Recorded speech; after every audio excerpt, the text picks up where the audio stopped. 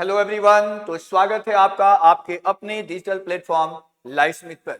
मैं हूं आनंद द्विवेदी और आज हम लोग पढ़ेंगे इंडियन कॉन्स्टिट्यूशन का सेकंड पार्ट यानी सेकंड लेक्चर। इसके अंतर्गत हम लोग आगे के कंटेंट को पढ़ेंगे। कल हम लोगों ने पढ़ा था, इसके पहले वाले वीडियो में हम लोगों ने पढ़ाई की थी जिसमें हम फंडामेंटल राइट्स के बारे में बहुत सारे डिस्कशन किए हुए थे। हमारा इंडियन कॉन्स्टिट्यूशन हमें बहुत सारा फंडामेंटल राइट्स देता है। इसकी संख्या मैंने कल आपको बताई थी। ये टोटल संख्या फंडामेंटल राइट्स की वो है 6, यानी 6 फंडामेंटल राइट्स हमें हमारा कॉन्स्टिट्यूशन देता है। तो इसमें बहुत सारी चीजों को हम लोगों ने पढ़ा है। आइए देख लेते हैं क्या क्या हम पढ़े हैं।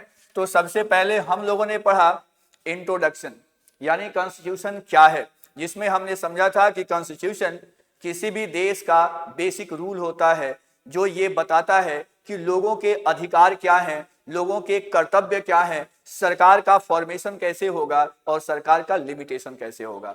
यानी ये सारी चीजें हम लोगों ने पढ़ा है इंट्रोडक्शन में। फिर हमने देखा why does country need constitution, यानी किसी भी देश में कॉन्स्टिट्यूशन की आवश्यकता क्यों होती है। तो ये जरूरी है कॉन्स्टिट्यूशन हमारे लिए, क्योंकि इसी से डिसाइड होता है कि किसी देश का नेचर क्या है, मतलब वो डेमोक्रेटिक कंट्री है या नॉन डेमोक्रेटिक कंट्री है। साथ ही साथ लोगों के क्या अधिकार हैं और कैसे आम पब्लिक को एक दूसरे से बचाया जा सके, यहाँ तक कि सरकारों के द्वारा भी किए जाने वाले एक्सप्लॉयटेशन से सेव किया जा सके। तो इंडियन कॉन्स्टिट्यूशन हमारे लिए एक महत्वपूर्ण भूमिका निभाता है। ये हमें प्रोटेक्शन देता है और साथ ही साथ डेवलपमेंट का प्रॉपर अपॉर्चुनिटी प्रोवाइड करता है। फिर इंडियन कॉन्स्टिट्यूशन के की फीचर्स हम लोग पढ़ रहे हैं। इसके अंतर्गत हम लोग जिस टॉपिक की चर्चा कर रहे हैं वह है fundamental duties, fundamental rights. Duties की बात हम बाद में करेंगे। तो अब तक हम लोगों ने कई फंडामेंटल राइट्स के बारे में बात कर लिए हैं और अब हम लोग इस लेक्चर में जहां से शुरू कर रहे हैं वो है cultural and educational rights. Dear students, cultural and educational rights हमें कौन सा अधिकार देता है, ये हमें क्या बताता है, इसे समझते हैं। All groups, sects and minorities in the country have been granted the right to safeguard their culture, language and script. क्या मतलब हुआ इसका? तो हमारे देश में रहने वाले हर समूह के लोगों को, हर समुदाय के लोगों को, चाहे वो जाति धर्म समुदाय किसी भी राह पे क्यों ना हो, उन सबको उनके अधिकारों की रक्षा की गारंटी हमारा कॉन्स्टिट्यूशन देता है। इसके तहत हमें अपने कल्चर के हिसाब से रहने का पूरी तरह से अधिकार है। हमें अपनी भाषा बोलने का पूरी तरह से अधिकार है। यानी ये हमारे अधिकार के अंतर्गत आता है और इसके तहत they can open their own educational institution. यानी हमें लगता है कि हमारा जो एजुकेशनल राइट है वो हमें रहना चाहिए, तो हमें अधिकार मिला हुआ है, हम अपने स्कूल खोल सकते हैं। जितने माइनॉरिटीज के स्कूल चलते हैं वे सभी इसी अधिकार के तहत चलते हैं। जो लोग संख्या में कम हैं, जो माइनॉरिटी में हैं, वो अपने कल्चर को प्रिजर्व करने के लिए, वे अपने लैंग्वेज को प्रिजर्व करने के लिए एजुकेशनल इंस्टीट्यूशन खोल सकते हैं। मतलब वो अपना स्कूल खोल सकते हैं और शिक्षा दे सकते हैं। इसी के तहत आप देखते हैं बहुत सारे मदरसे चलते हैं जिसमें रिलीजन बेस्ड स्टडी भी हुआ करती है। बहुत सारे हिंदू स्कूल्स कॉलेजेस भी हैं। यानी जो माइनॉरिटी हैं उनको स्पेशल ये राइट्स दिए गए हैं, उनको रोका नहीं जा सकता। They can teach their children accordingly, यानी वो अपने नीड के अनुसार अपने बच्चे को पढ़ा सकते हैं। कोई उन्हें दबाव नहीं दे सकता कि आप अपनी शिक्षा नहीं दे सकते या अपनी भाषा की शिक्षा उन्हें नहीं दे सकते। मतलब जो माइनॉरिटी हैं उन्हें अपनी रक्षा के लिए एजुकेशनल इंस्टीट्यूशन खोलने का अधिकार है। तो कल्चरल एंड एजुकेशनल राइट हमें हमारा कॉन्स्टिट्यूशन देता है। अगर आपसे पूछा जाए कि भारत के संविधान का कौन सा आर्टिकल ये राइट देता है, तो ये आर्टिकल है 29 एंड 30। इंडियन कॉन्स्टिट्यूशन का आर्टिकल 29 एंड 30 ये हमें कल्चरल एंड एजुकेशनल राइट्स देता है। आगे चलते हैं। Right to constitutional remedy. अगला जो फंडामेंटल राइट्स हमें मिला है वो है राइट टू कॉन्स्टिट्यूशनल रिमेडी। क्या कहता है ये राइट? तो constitution of India confers upon citizen the right to constitutional remedy which implies that every citizen is entitled to move to Supreme Court, any other high courts or other court authorized by Parliament for the purpose if his or her fundamental rights are encroached upon, abridged, snatched away by the state, person और body of persons. क्या कहा गया है इसको ध्यान से समझिए। अगर किसी व्यक्ति को लगता है कि उसके फंडामेंटल राइट्स का हनन किया गया है किसी दूसरे व्यक्ति के द्वारा या राज्य की सरकार के द्वारा, केंद्र की सरकार के द्वारा या किसी समूह के द्वारा, उस कंडीशन में उस व्यक्ति को या उस समूह को यह अधिकार है कि वो हाई कोर्ट जा सकता है, वह सुप्रीम कोर्ट जा सकता है, डिस्ट्रिक्ट कोर्ट जा सकता है और वहां पर केस दायर कर सकता है। ये कोर्ट का दायित्व होगा कि हमारे फंडामेंटल राइट्स की वो रक्षा करे। यानी फंडामेंटल राइट्स की रक्षा करने की जिम्मेवारी किसकी है? तो ये है सुप्रीम कोर्ट की। सुप्रीम कोर्ट इसके लिए रेस्पॉन्सिबल है, रक्षक है हमारे कॉन्स्टिट्यूशन का और हमारे फंडामेंटल राइट्स का। कोई हमारे फंडामेंटल राइट्स को इनक्रोच नहीं कर सकता है, कोई हमसे छीन नहीं सकता है। तो ये जो अधिकार है ये बहुत ही इंपॉर्टेंट अधिकार है, क्योंकि अगर ये नहीं रहेगा तो फिर बाकी अधिकार के खोने का खतरा हमेशा बना रहेगा। तो ये गारंटी देता है हमारे अधिकारों का। इस राइट टू कॉन्स्टिट्यूशनल रेमेडीज जो है ये कौन से कोर्ट के अंतर्गत आता है? तो सुप्रीम कोर्ट और हाई कोर्ट, ये दो इसके लिए आधिकारिक तौर पर रेस्पॉन्सिबल हैं, ये प्रोटेक्ट करते हैं हमारे राइट्स का। अब आगे बढ़ते हैं। Fundamental rights, the right to information act. अब देखिए फंडामेंटल राइट्स जिसे हमारा कॉन्स्टिट्यूशन हमें प्रोवाइड करता है, इसके तहत और भी बहुत सारी चीजें आती हैं जो हमारे राइट्स में कहीं ना कहीं एडअप हो जाता है। जैसे इसमें एक है राइट टू इंफॉर्मेशन। देखिए राइट टू इंफॉर्मेशन एक ऐसा एक्ट है जो कहता है कि हमें सूचनाओं को प्राप्त करने का अधिकार है। देखिए जब तक आपको जानकारी नहीं दी जाएगी कि देश में क्या हो रहा है, तब तक आप सही डिसीजन नहीं ले सकते हैं। और हम सभी जानते हैं कि जिस देश में डेमोक्रेसी है उस देश में जनता ही मालिक होती है। जनता को ही वोट करके अपने प्रतिनिधि का चुनाव करना होता है जो देश के लिए बड़े बड़े फैसले लेते हैं। तो जनता को जब पता नहीं रहेगा तो फिर वो सही डिसीजन नहीं ले पाएंगे। तो इस समस्या का समाधान करता है हमारा राइट जो है राइट टू इंफॉर्मेशन एक्ट। ये एक्ट क्या कहता है? The right to information act came into force on 12 October 2005। ये एक्ट कब आया? आरटीआई, शॉर्ट में आप इसको आरटीआई भी कह सकते हैं।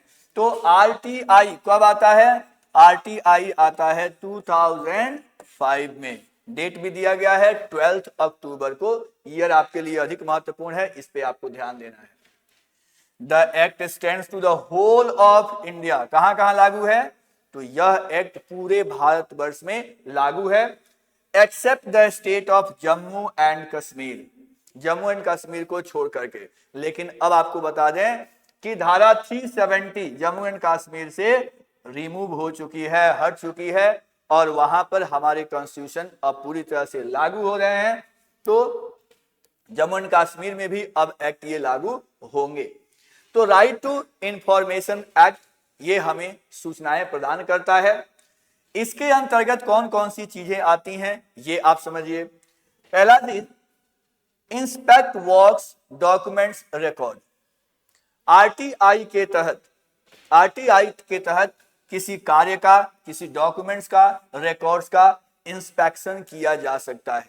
आपको लगता है कि आपके समाज में कुछ गड़बड़ हो रहा है, कोई अधिकारी कुछ गड़बड़ कर रहे हैं, तो आप उस अधिकारी से उसके कार्यों का, उसके द्वारा बनाए गए डॉक्यूमेंट्स का, रिकॉर्ड्स का आप कॉपी मांग सकते हैं। आप उसे पूछ सकते हैं कि आपने ये वर्क कैसे किया।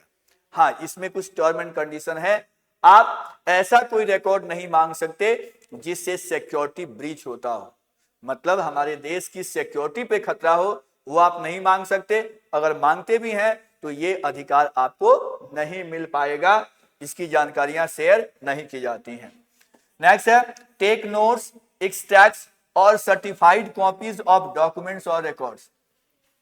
इसके तहत किसी भी रिकॉर्ड्स का सर्टिफाइड कॉपी हम लोग प्राप्त कर सकते हैं। जैसे मान लीजिए हमारे जमीन के जो दस्तावेज होते हैं, जो डीड होता है, कोर्ट में होता है, लोग उसके सर्टिफाइड कॉपी निकाल लेते हैं, मिल जाता है। तो क्योंकि ये हमें अधिकार है इसलिए हम ये प्राप्त कर सकते हैं। किसी भी डिपार्टमेंट में, यहाँ गवर्नमेंट डिपार्टमेंट की बात होगी, प्राइवेट डिपार्टमेंट इसमें शामिल नहीं होता है, तो हम लोग उसके डॉक्यूमेंट्स ले सकते हैं, उससे जानकारियां ले सकते हैं। नेक्स्ट है take certified samples of materials. Materials के सर्टिफाइड सैंपल लिया जा सकता है।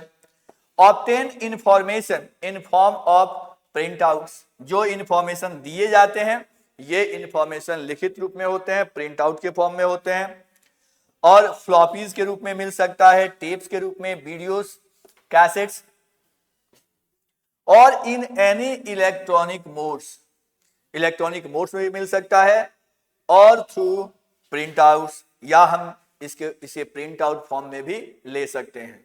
तो एक्चुअली जब हम लोग आरटीआई के तहत क्लेम करते हैं, आरटीआई का नोटिस भेजते हैं, तो संबंधित डिपार्टमेंट जिस तरीके से उचित समझता है इन जानकारियों को लोगों को प्रोवाइड करता है।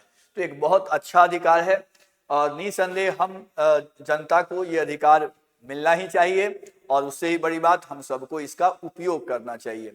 तो आप बच्चों को भी इसकी पूरी जानकारी होना चाहिए क्योंकि ये बहुत ही उपयोगी है। अब बात करते हैं the right to education act 2005। देखिए, राइट टू एजुकेशन एक्ट एक ऐसा एक्ट है जो हमें एजुकेशन प्रोवाइड करने की बात करता है। ये एक्ट भी 2005 में ही आया हुआ था। Right to education, right to education act भी पूरे देश में लागू होता है। कंडीशन वही, जम्मू एंड कश्मीर का मैटर यहाँ भी उठता है, तो निसंदेह अब वहां भी जम्मू एंड कश्मीर में भी ये एक्ट लागू हो जाएगा क्योंकि हमारा पूरा संविधान अब वहां लागू है। तो क्योंकि 370 हट गया तो स्पेशल जो प्रोविजंस वहां हुआ करते थे अब वो वाली बात यहाँ पे नहीं रही। तो इस तरीके से राइट टू एजुकेशन क्या कहता है, बच्चों के शिक्षा की बात करता है। इसके अंतर्गत कौन कौन से प्रोविजंस हैं ये हम देख लेते हैं। So according to right of education, right of education के तहत जो चीजें आती हैं, every child between the age of 6 to 14 years, हर एक बच्चे को जिसकी उम्र कितनी है 6 साल से 14 साल, has right to free and compulsory education. 6 year से 14 ईयर्स तक के बच्चों का सिर्फ और सिर्फ एक ही काम है और वो है उसका एजुकेशनल राइट, यानी इस बच्चे को केवल पढ़ाई करनी है, इसे कोई और वर्क नहीं करना है। ध्यान रखिए, इसका मतलब ये नहीं है कि कल से आप पानी पटाना प्लांट में छोड़ दें, वो ऐसे नहीं आता है। मतलब आपको पैसे कमाने वाला कोई काम नहीं करना है, आपको अपना पूरा समय, एनर्जी अपने विकास में, स्पेशली एजुकेशन के फील्ड में और हेल्थ के फील्ड में लगाने हैं। नेक्स्ट है the government school shell provide free education. सरकारी जो स्कूल होते हैं ये आपको फ्री एजुकेशन प्रोवाइड करते हैं यदि आपकी उम्र 14 ईयर से कम है। And schools will managed by schools management committees, यानी SMC। जो स्कूल है वो किसी इंडिविजुअल के द्वारा नहीं बल्कि एक कमिटी के द्वारा मैनेज होगा, और उस कमिटी को क्या कहा गया है यहाँ पर, स्कूल मैनेजमेंट कमिटी। क्या बोलेंगे, स्कूल मैनेजमेंट कमिटी के द्वारा स्कूल गाइड होगा।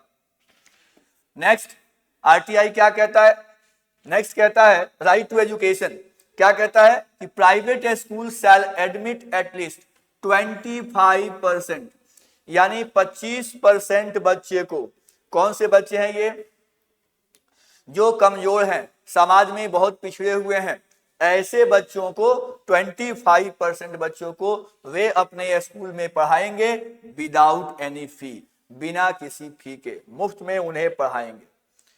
ये रूल जो है किस पे लागू है, प्राइवेट स्कूल्स पर। प्राइवेट स्कूल में भी 25% बच्चों को पढ़ाया जाता है। नेक्स्ट बात करते हैं, the national commission for elementary education shall be constituted to monitor all aspects of elementary education including quality. सरकारी स्कूलों में पढ़ाई अच्छी हो रही है या नहीं, उनकी गुणवत्ता क्या है, इसकी जांच करने की भी व्यवस्था इसमें दी गई है। इसके लिए क्या होगा, तो एक नेशनल लेवल कमीशन बनेगा जो एलिमेंट्री एजुकेशन को सुपरवाइज करेगा, वो डिसाइड करेगा, वो प्लान तैयार करेगा और इस तरह से देखभाल करेगा कि स्कूलों में क्वालिटी एजुकेशन मिल सके। तो ये सारी प्रक्रियाएं आपको राइट टू एजुकेशन 2005 के तहत चल रहा है। स्कूलों में धीरे धीरे पहले से बेहतरी हो रही है, पहले से एजुकेशन अब बेहतर हो रहा है और ऑफ कोर्स आने वाले समय में निसंदेह हमारे सरकारी स्कूलों की भी स्थिति बेहतर हो जाएगी और होनी भी चाहिए, क्योंकि हर बच्चे का अधिकार है कि उसे क्वालिटी एजुकेशन मिल सके। तो ये राइट्स बहुत इंपॉर्टेंट राइट्स हैं बच्चों के लिए। अब हम बात करते हैं फंडामेंटल ड्यूटीज की। देखिए, राइट्स की बात तो सभी करते हैं, हर आदमी चाहता है कि उसे तरह तरह के राइट्स दिए जाएं, लेकिन बच्चों ध्यान रखना होगा कि when rights are given at the same time duties are also attached. यानी जब हम अधिकार की बात करते हैं तो ड्यूटी की बात को हम लोग भूल नहीं सकते, ड्यूटीज भी हमारे लिए उतने ही महत्वपूर्ण होते हैं। तो अब हम बात करते हैं फंडामेंटल ड्यूटीज की। Every right carries with a duty. जी हाँ, हर एक अधिकार के साथ आता है duty. Rights and duties are equally important. जितना राइट्स इंपॉर्टेंट है ना, उतना ही ड्यूटीज भी इंपॉर्टेंट है। That's why our constitution has laid down certain duties for the citizen. इसीलिए हमारे कॉन्स्टिट्यूशन ने फंडामेंटल ड्यूटीज को जोड़ रखा है हमारे कॉन्स्टिट्यूशन में। आपको अगर राइट चाहिए तो ड्यूटीज भी आपको निभानी पड़ेगी। आइए देखते हैं कौन कौन से ये फंडामेंटल ड्यूटीज दिए गए हैं। तो our constitution lays down that it shall be the duty of every citizen. यानी ये हर एक नागरिक का कर्तव्य होगा। ड्यूटी ऑफ एवरी सिटीजन, हर एक नागरिक का कर्तव्य होगा जो भारत में रहता है। क्या क्या कर्तव्य होगा? Number 1, to abide by the constitution and respect its ideals. यानी आपको संविधान में बनाए गए नियमों के अनुसार चलना होगा, आपको इसे रेस्पेक्ट प्रोवाइड करना होगा, रेस्पेक्ट करना होगा। एंड इसके साथ साथ हमें नेशनल फ्लैग को सम्मान करना है। राष्ट्र ध्वज फहराया जाए, वहां पर आपको जो राष्ट्र ध्वज के नियम है वो आपको पालन करना पड़ेगा। जैसे आपको सावधान की मुद्रा में खड़ा होना चाहिए, आपको नेशनल एंथम को गाना चाहिए, आपको सैल्यूट करना चाहिए, उस समय किसी अन्य प्रकार की एक्टिविटी नहीं करनी चाहिए, झंडे को हमें रेस्पेक्ट करना चाहिए। ये सारी बातें बताई गई हैं। ये हमारे नेशनल एक तरह से फंडामेंटल ड्यूटीज हैं और इसे हर हाल में किया जाना चाहिए। तो नेशनल एंथम का, नेशनल फ्लैग का, हमारे कॉन्स्टिट्यूशन का, इन सब का सम्मान होना चाहिए, सबका रेस्पेक्ट। ये हमारी फंडामेंटल ड्यूटी है। तो पहला ड्यूटी आपने समझ लिया। अब बात करते हैं दूसरे ड्यूटी की। दूसरा ड्यूटी कहता है to cherish and follow the noble ideas which inspired our national struggle for freedom। यानी वो आइडियाज जिसको लेकर के हमारे देश में मूवमेंट हुए, हमारे देश में आजादी के लिए लोगों ने अपनी जान गंवाई, उन सभी आइडियाज को चेरिश करना है, उसे और बढ़ावा देना है, उसका सम्मान करना है, हमें कोशिश करनी है। ये आइडियाज कौन से हैं? तो लोगों के सम्मान के आइडियाज हैं, लोगों के इक्वालिटी की आइडियाज हैं, लोगों के फ्रेटर्निटी के आइडियाज हैं, लोगों के राइट्स के आइडियाज हैं। तो ये सभी हमें इसका बढ़ावा देना होगा। ये हमारा फंडामेंटल ड्यूटीज कहता है। नेक्स्ट है to uphold and protect sovereignty, unity and integrity of nation. क्या मतलब होता है सॉवरेनिटी का? सॉवरेनिटी मतलब right to take final decision without any domination of others, without any interference of others. यानी हमारी जो सरकार है ना, उसको पूरी तरह से अधिकार मिल चुका है। 1947 में जब हम आजाद हुए उसी समय से हमें ये पूरी तरह से आजादी मिल गई है कि हमारी सरकार डिसीजन अपने से लेगी। दुनिया का कोई भी देश हमारी सरकार को मजबूर नहीं कर सकता कि वो डिसीजन में बदलाव करे, नियम कानून में बदलाव करे। मतलब हम पूरी तरह से अपने फैसले लेने के लिए आजाद हैं। इसी को कहते हैं सॉवरेनिटी। तो हमें ऐसे काम करने हैं जिससे हमारी सरकार की सॉवरेनिटी बनी रहे। यूनिटी का मतलब क्या है? यूनिटी मतलब होता है एकता, यानी हम सब यूनाइट होकर के रहें, मिलजुल के रहें, ये हमारी ड्यूटी बनती है। इंटीग्रिटी का मतलब होता है भाईचारा, हम सब भाईचारा के साथ रहें, आपस में लड़ाई झगड़े ना करें, ये कहीं ना कहीं हमारी ड्यूटी बनती है। जी हाँ, आपके अधिकार हैं तो अधिकार की लड़ाई आप लड़ सकते हैं, हिंसा की लड़ाई नहीं लड़ सकते। उसके लिए हमारे पास जुडिशियरी है ना, कोई भी प्रॉब्लम होता है उसके लिए जुडिशियरी है, वो सॉल्व करेगी। आपस में अगर कोई इस तरीके से हिंसा करता है तो वो अपने कर्तव्य का पालन नहीं कर रहा, एक तरह से वो क्राइम कर रहा है और उसके लिए सजा होती है कोर्ट के द्वारा। नेक्स्ट है to defend the country and render national service. देखिए, हमें अपने देश का पक्ष लेना है। हमारा ड्यूटीज क्या कहता है? We have to defend our country. हम अपने देश की अवहेलना कर दूसरे देश का फेवर नहीं कर सकते हैं। हमें अपने देश के सम्मान का ख्याल रखना होता है, हमें अपने देश के लिए सेवा देनी होती है। When called upon two do so, जब सरकार हमसे कहेगी कि समय आ गया है कि हमें देश के लिए अपना सेक्रीफाइस करना है, हमें उसके लिए तैयार रहना होगा। देश के हित के लिए जो भी सही लगता है, जो आदेश होता है हमारे सरकारों के द्वारा विपत्ति के समय में, तो उस समय हमें बढ़ चढ़ करके उसमें हिस्सा लेना होता है और देश की रक्षा के लिए आगे आना पड़ता है। सोचिए, 1947 से पहले लाखों लोगों ने अपनी कुर्बानियां दे करके हमें आजादी दिलाई है। आजादी यूं ही फ्री में नहीं आता है, यानी अपने देश की रक्षा करनी होती है। तो इसीलिए जब आवश्यकता पड़े हमें ऐसा करना होता है। ऐसा नहीं है कि कहीं पर युद्ध लग गया, किसी देश के साथ लड़ाई शुरू हो गई, सेना कहे हम नहीं लड़ेंगे। आप खुद सोचो, अगर ऐसा हो तो क्या होगा? तो ऐसा हो ही नहीं सकता, क्योंकि ये हमारा फंडामेंटल ड्यूटीज भी है और जो ड्यूटी नहीं निभाता है यहां पर उसको कड़े से कड़े दंड भी दिए जाते हैं। आगे देखते हैं, और fundamental duties are constitution laid down clear. समझ गया, मेन पॉइंट तो वही है। तो कौन कौन से ड्यूटी शामिल है हमने जो इसके पहले पढ़ा, इसके अलावा ये है टू प्रमोट हार्मोनी। हमें अपने देश में हार्मोनी को प्रमोट करना है। हार्मोनी मतलब सामंजस्य, एक दूसरे के साथ तालमेल के साथ रहना है, भाईचारा होना चाहिए, हार्मोनी ये कहता है। और क्या प्रमोट करना है जी?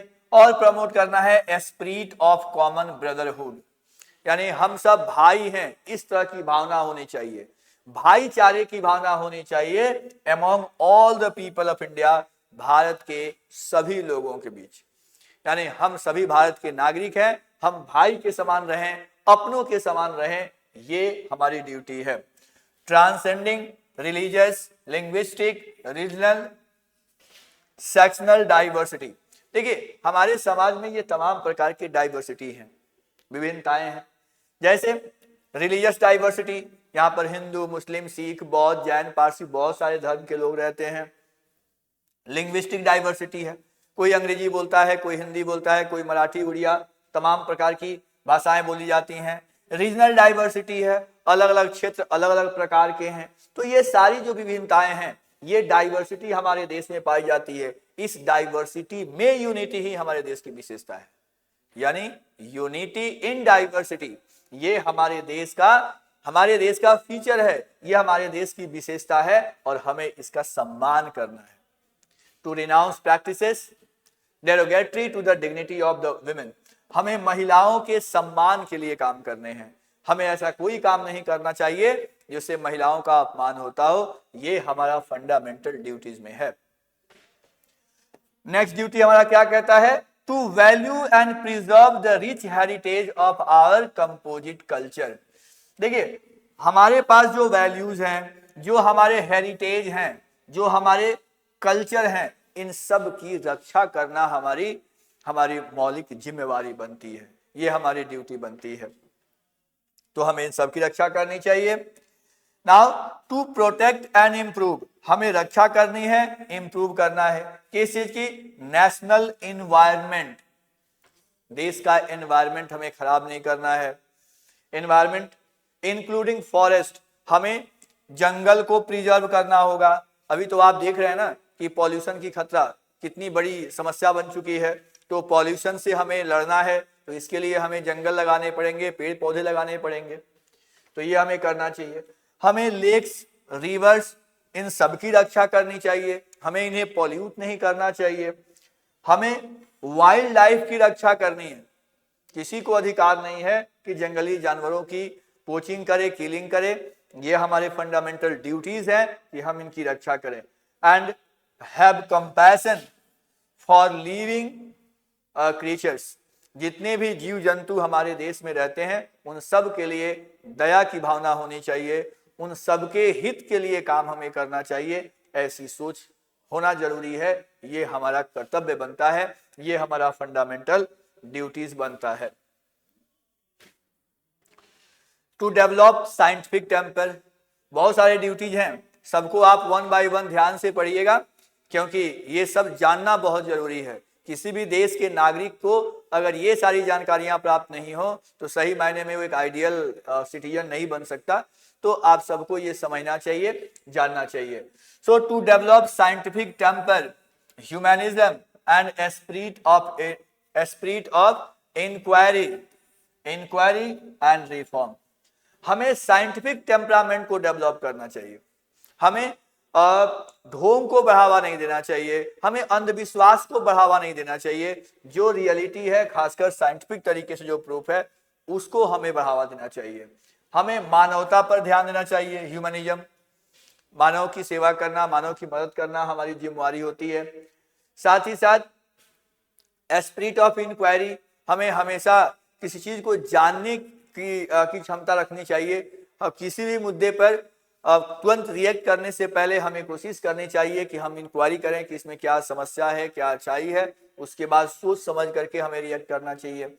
और हमेशा देश में रिफॉर्मेशन के लिए काम करना चाहिए, रिफॉर्म करे हमारा देश, बेहतर हो, इसके लिए हमें वर्क करना चाहिए। नेक्स्ट है to safeguard public property. देखिए, हमारे सरकार के द्वारा बहुत सारे ऐसे प्रॉपर्टीज जनरेट किए गए हैं, बनाए गए हैं, जो हम पब्लिक के हित के लिए होता है, हम लोगों का जीवन बेहतर हो सके इसके लिए होता है। तो हमें सारे पब्लिक प्रॉपर्टी की रक्षा करनी चाहिए, सेफ गार्ड करना है, उसको नुकसान नहीं पहुंचाना है। आप ट्रेन से जा रहे हैं और सीट फाड़ दिए, ये नहीं होना चाहिए, ये गलत है। आप जहां भी सरकारी प्रॉपर्टी को देखते हैं तो आपका कर्तव्य बनता है कि आप उसकी रक्षा करें, उसे डिस्ट्रॉय न करें। एंड टू एब्जॉर्ब वायलेंस, हमें हमेशा ही वायलेंस को कम करने की कोशिश करनी चाहिए। कहीं वायलेंस हो, हमें प्रयास करना चाहिए। वायलेंस का मतलब होता है हिंसा, मारपीट हो गई, खून खराबा हो गया, तो हमें कोशिश करनी चाहिए ऐसा कहीं ना हो। अगर दो लोग आपस में लड़ रहे हैं तो हमारी जिम्मेदारी बनती है कि हम उनके विवाद को सॉल्व होने में मदद करें, उनके झगड़े निपटाएं। नहीं हो सकता है तो प्रशासन को बुला करके स्थिति को कंट्रोल करें, ये जरूरी होता है, ये हमारे ड्यूटीज हैं। Next, to strive towards excellence in all sphere of individual and collective activity. चाहे आपका इंडिविजुअल एक्टिविटी हो या कलेक्टिव एक्टिविटी हो, जो भी हो, उसमें हमें हमेशा ही एक्सीलेंस की ओर मूव करना है। हमें कोशिश करना चाहिए कि हम जो भी काम कर रहे हैं उसको बहुत अच्छे ढंग से काम करें। जैसे हम लोग पढ़ रहे हैं तो अच्छे ढंग से पढ़ें।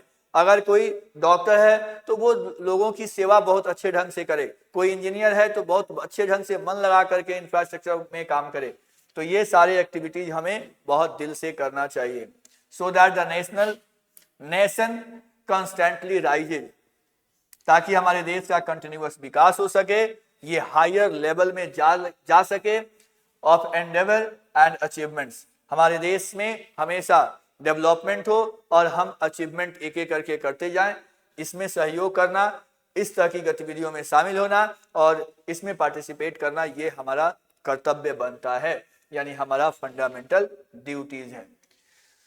तो फंडामेंटल ड्यूटीज में आपने बहुत सारी चीजों को देखा है जो हमारे लिए बहुत ही महत्वपूर्ण है। Now features of Indian constitution. यहां पर अब हम देख लेते हैं कि हमारे संविधान का कौन कौन सा फीचर है। आपने फंडामेंटल ड्यूटीज और फंडामेंटल राइट्स दोनों को पढ़ लिए।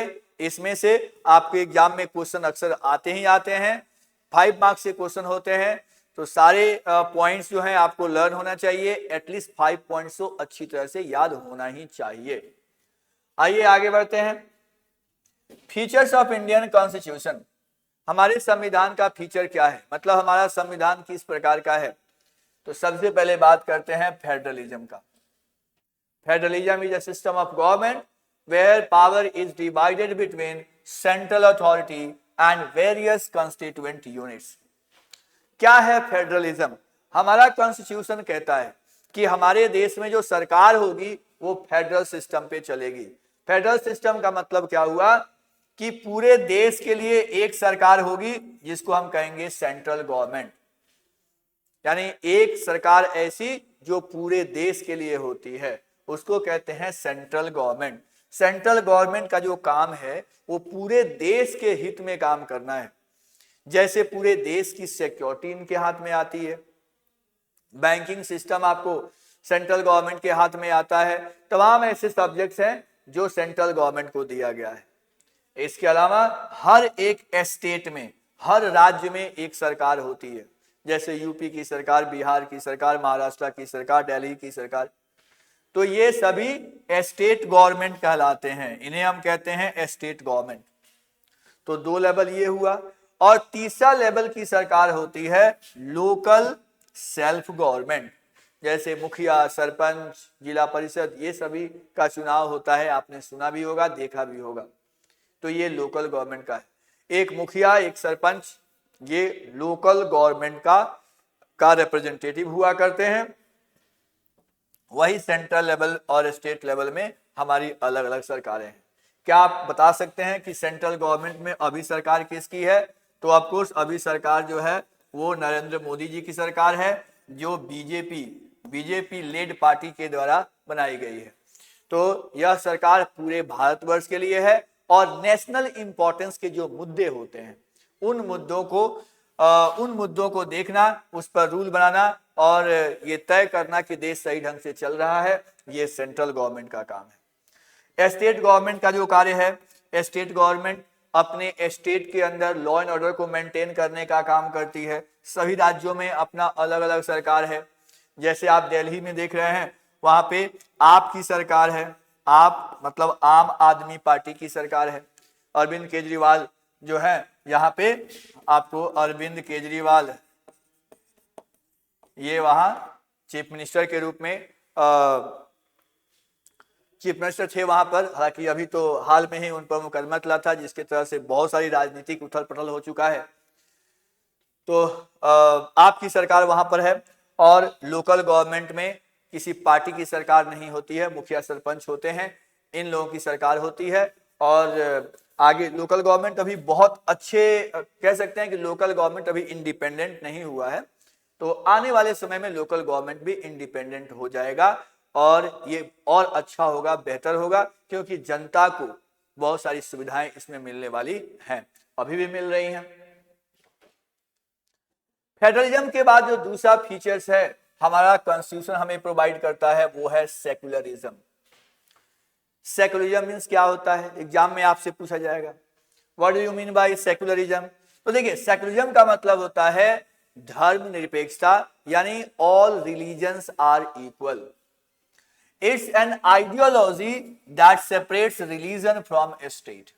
ये एक ऐसी आइडियोलॉजी है, ऐसी विचारधारा है जो राज्य की सरकारों से, देश की सरकारों से धर्म को अलग करता है।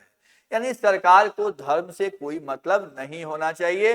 Government will play neutral role in the field of religion and its social and political activities. धर्म के नाम पर समाज में जो लोग कोई भी काम कर रहे हैं उनका अधिकार है, वो कर सकते हैं, सरकार इसमें इंटरफेयर नहीं करेगी, ये कहता है secularism.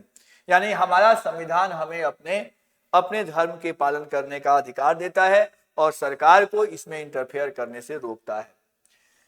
It means that there is no official state religion, यानी हमारे देश का कोई नेशनल रिलीजन नहीं है, कोई नेशनल रिलीजन नहीं है। जितने धर्म है सबको एक बराबर, जितने रिलीजन है सबको इक्वल माना गया है, इक्वल स्टेटस सबको दिया गया है, सभी रिलीजन इक्वल है। तो सरकार इसमें इंटरफेयर नहीं कर सकती है।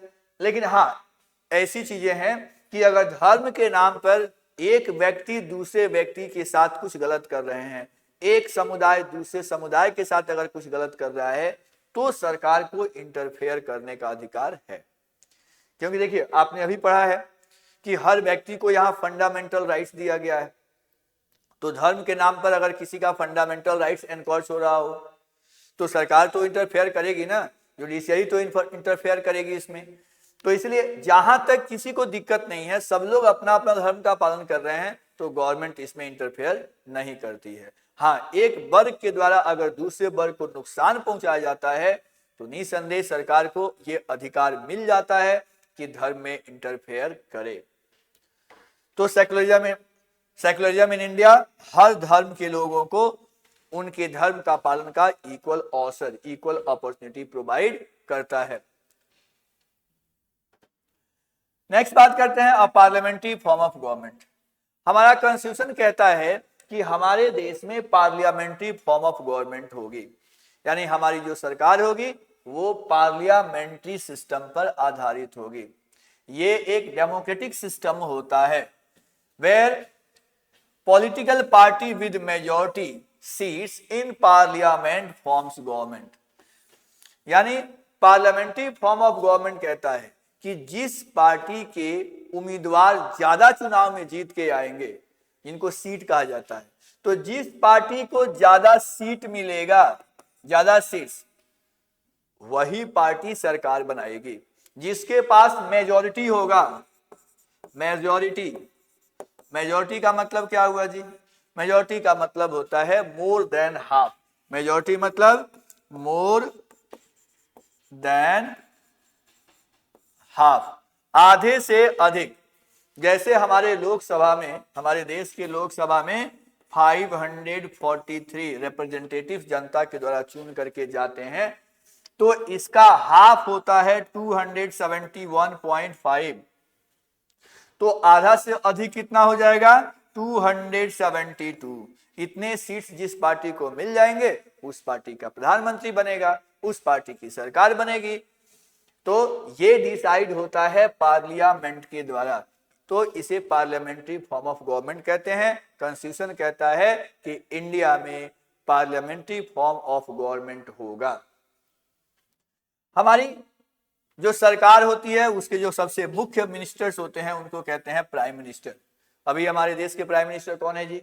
अभी हमारे देश के प्राइम मिनिस्टर हैं मिस्टर नरेंद्र मोदी। मिस्टर नरेंद्र मोदी हमारे देश के प्रधानमंत्री हैं। पिछले 3 इलेक्शन वो जीत चुके हैं, तो 3 कार्यकाल उनका चल रहा है। बहुत ही लोकप्रिय नेता हैं। आप सबको भी निसंदेह इन्हें जानने की कोशिश करनी चाहिए, अपने देश की राजनीति को समझने की कोशिश करनी चाहिए। तो प्राइम मिनिस्टर किस पार्टी का होगा? मेजॉरिटी पार्टी का। जिस पार्टी को सीट सबसे अधिक मिला होगा उस पार्टी का प्राइम मिनिस्टर बनेगा। और प्राइम मिनिस्टर अपनी सहायता के लिए, क्योंकि वो अकेला प्राइम मिनिस्टर पूरे इतने बड़े देश का कैसे वो देखभाल कर पाएगा, तो प्राइम मिनिस्टर को और भी व्यक्ति की जरूरत है। तो वो अपने इच्छा से अपॉइंट करेगा पार्लियामेंट के दूसरे मिनिस्टर्स को, जिनको कैबिनेट के मिनिस्टर्स कहते हैं। तो member of parliament to the cabinet to carry out executive function, काम सही ढंग से हो सके इसके लिए प्रधानमंत्री बहुत सारे मिनिस्टर्स की बहाली करते हैं और उन्हें कहा जाता है कैबिनेट मिनिस्टर। कैबिनेट मिनिस्टर के साथ प्राइम मिनिस्टर की हमेशा मीटिंग होती रहती है और उसके आधार पर वे डिसीजन लेते हैं। जैसे यहाँ देखिए, हमारे प्रधानमंत्री जी यहाँ बैठे हुए हैं और सारे मिनिस्टर्स लोग यहाँ बैठे हुए हैं, मीटिंग चल रहा है। जो डिसाइड होगा वह देश पे लागू होगा। तो बिल्कुल ये जो सिस्टम है ये पार्लियामेंट्री फॉर्म ऑफ गवर्नमेंट के अंतर्गत आता है। Let us see ahead. Power sharing. Indian constitution कहता है कि पूरे देश में सत्ता की जो भागीदारी है वो एक व्यक्ति के हाथ में नहीं होना चाहिए। पावर टेकिंग डिसीजन यानी डिसीजन लेने की जो पावर है, जो क्षमता है, वो लोगों में बंटना चाहिए। अधिक से अधिक सरकार के जो कॉन्स्टिट्यूएंट यूनिट्स हैं उनमें बंटना चाहिए। तो पावर शेयरिंग होना बहुत जरूरी है। Distribution of power among organs of the government, government के ऑर्गन्स के बीच पावर बंटना चाहिए। ये ऑर्गन्स कौन कौन होता है? तो इंडियन गवर्नमेंट के जो ऑर्गन्स हैं वो 3 ऑर्गन्स हैं। एक है लेजिस्लेटिव, दूसरा एग्जीक्यूटिव और तीसरा जुडिशियरी। लेजिस्लेटिव जो है वो लॉ बनाने का काम करता है, एग्जीक्यूटिव जो है वो अप्लाई करने का काम करता है और जुडिशियरी जो है वो करेक्ट करने का काम करता है। करेक्ट, तो करेक्ट करने का ये काम करता है। कोई अगर गलती कर रहा है तो उसको पनिश करने का काम भी ये करता है। तो ये कराते हैं ऑर्गन्स। इसके अलावा सेंट्रल गवर्नमेंट पावर शेयर करती है किसको? तो स्टेट गवर्नमेंट को। फिर स्टेट गवर्नमेंट पावर शेयर करती है लोकल सेल्फ गवर्नमेंट को।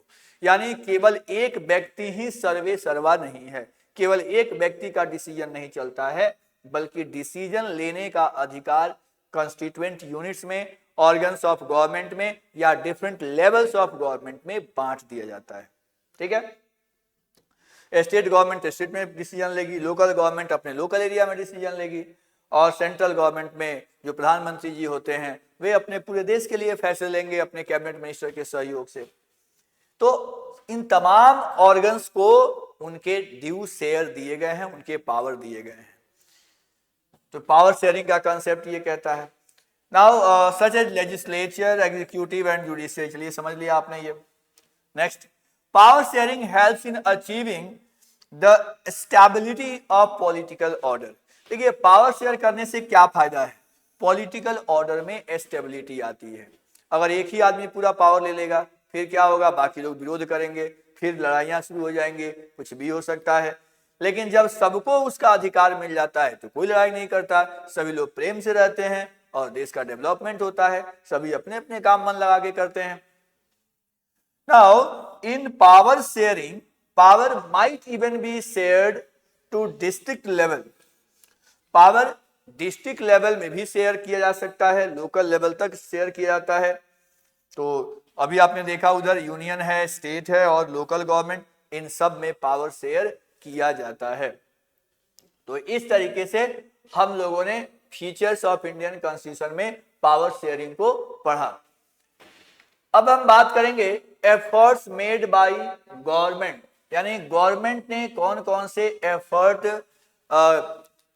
किए हैं और इस टॉपिक को हम लोग नेक्स्ट लेक्चर में देखेंगे।